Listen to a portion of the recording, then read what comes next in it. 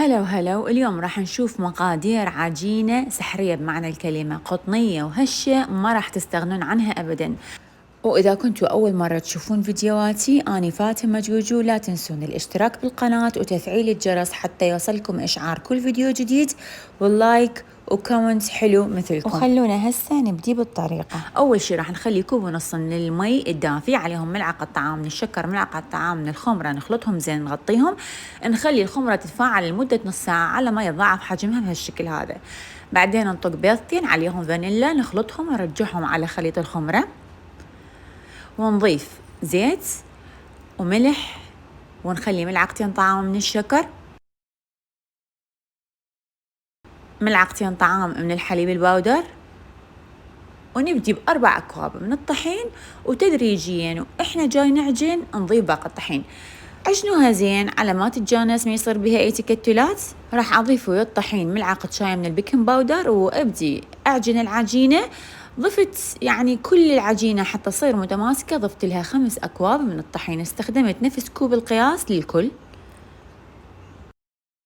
راح تتفاجئون بجمال العجينة، يعني أول ما تعجنوها راح تحبوها رأسا. عجينة تخبل.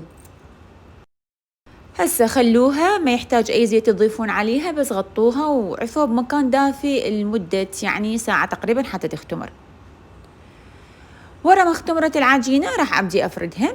لما فردوها زين، سووها طبقة كلش رقيقة، يعني لا تخلون العجينة سميكة حتى بعدين من نلفها لا يصير سمكها كلش هواي.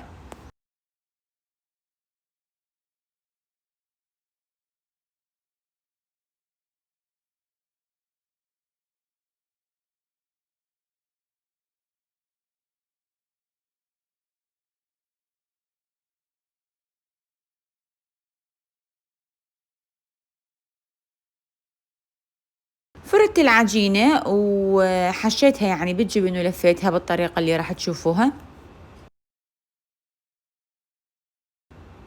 لف القطعة كلها بهالطريقة هذه. سويت خليط من القهوة، حليته بحليب وخليته على الوجه.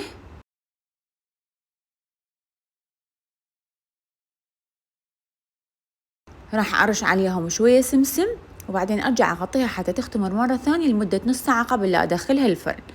دخلتها الفرن على درجة حرارة 180 لمدة نص ساعة إلى 40 دقيقة، أو على ما يعني تبين إنه هي مستوية، وهيجي صار شكلها تخبل، قطنية هشة، طعم مو طبيعي. إذا عجبتكم طريقتها لا تنسون اللايك والاشتراك، وجربوها وألف عافية.